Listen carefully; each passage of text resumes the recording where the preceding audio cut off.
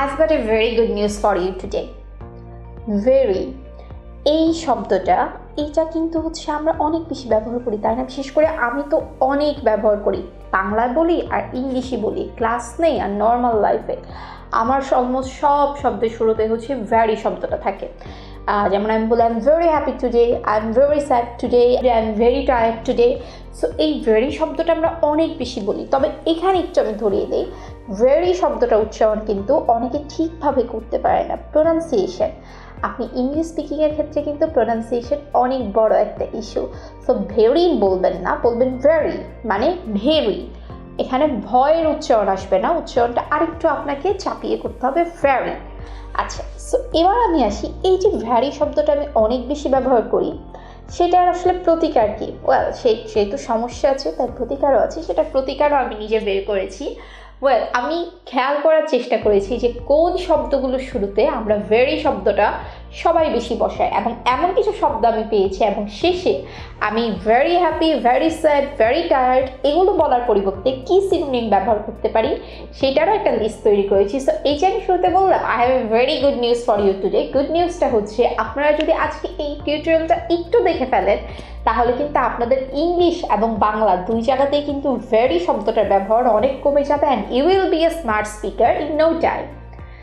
ওকে, এইবার আমি আসি, শুরুতে আমি হ্যাপিনেস নিয়ে কথা বলি। আপনারা যারা রেগুলারলি ইংলিশ মুভি দেখেন আর কনভারসেশন শুনেন, তারা অলরেডি জানেন যে ভেরি হ্যাপি এইটার প্রথম একটা সিনোনিম কি হতে পারে? I am thrilled. Yes, thrilled বানানটা এখানে আপনারা দেখতে পাচ্ছেন। এখন বলতে পারেন যে আপু, থ্রিলড মানে তো আসলে শিহরিত বোঝায়, থ্রিলড দিয়ে কি আসলে হ্যাপি বোঝায়? যারা নেটিভ স্পিকার তারা কিন্তু হচ্ছে প্রায় দেখবেন মুভিতে বা রিয়েল লাইফ কনভারসেশনে দেখবেন তারা বলছে যে I am thrilled today, wow I am thrilled. তার মানে হচ্ছে আমি খুবই খুশি, আমি খুবই হ্যাপি। সো ভেরি হ্যাপি বলার পরিবর্তে আপনি আই এম থ্রিলড বলতে পারেন, because honestly speaking I am very happy sounds like যে একটা 4 বছরের বাচ্চা ইংলিশ বলছে। 4 বছরের বাচ্চার মতো ইংলিশ পড়া ভুল কিছু না if you are a beginner, but এমন যদি হয় আপনি আপনার ইংলিশটাকে অ্যাডভান্সড এবং স্মার্ট লেভেলে নিয়ে যেতে চাচ্ছেন, তাহলে কিন্তু এই শব্দগুলো অ্যাভয়েড করে আপনার একটু বেটার সিনোনিম খোঁজা উচিত। সো ভেরি হ্যাপি এইটা আরেকটা সিনোনিম হতে পারে অন ক্লাউড নাইন। খুবই সুন্দর একটা ওয়ার্ড। যেমন আপনি সাপোজ এরকম একটা সিচুয়েশন হলো যে আপনার এই জবটা আসলে পাওয়ার কথা ছিল না, বিকজ আপনার ইন্টারভিউ আপনার মনে হয়েছে তেমন আহামরি হয়নি, প্লাস ওখানে অনেক ভালো ভালো ক্যান্ডিডেট ছিল। বাট একদিন আপনি আপনার কারেন্ট ওয়ার্ক প্লেসে মন খারাপ করে বসে থাকার সময় আপনার কাছে ফোন আসলো যে ইউ গট দ্য জব। তখন আপনি বলতে পারেন I M on cloud nine, or I was on cloud nine when I hard the news. তার মানে ক্লাউড নাইন মানে হচ্ছে ভেরি হ্যাপি, আর ক্লাউড নাইনের আগে অন বসাতে কিন্তু ভুলবেন না। সো অন ক্লাউড নাইন এইটা কিন্তু ভেরি হ্যাপির একটা ভালো সিনোনিম হতে পারে। আরেকটা কি সিনোনিম হতে পারে ভেরি হ্যাপি?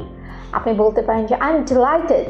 ডিলাইটেড শব্দটা তো আমাদের অনেক ভিউয়াররা জানে, বিকজ আমি নিজেও এটা বেশি ইউজ করি।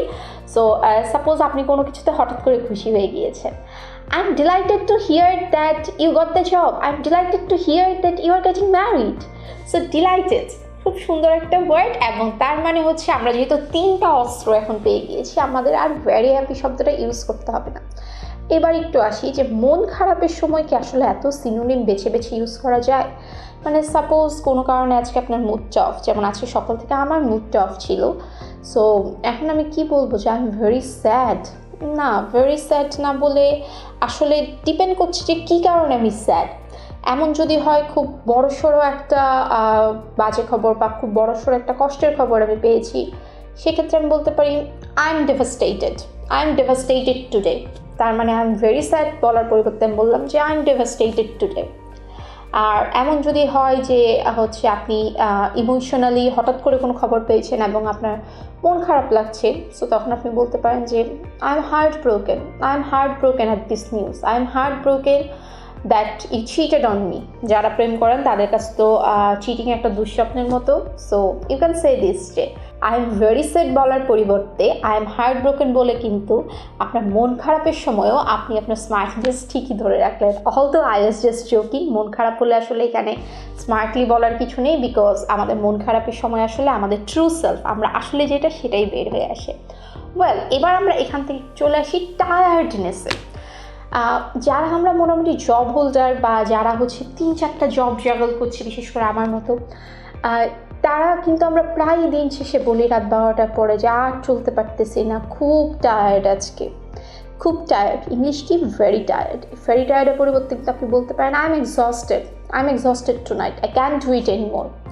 বা আপনি বলতে পারেন I am completely exhausted, I can take it anymore. Exhausted মানেও হচ্ছে আপনি খুব ক্লান্ত, বিধ্বস্ত। কমপ্লিটলি এক্সস্টেড এটা আরও সুন্দর স্মার্ট ইংলিশ, এটা কিন্তু নেটিভরা অনেক বেশি ব্যবহার করে।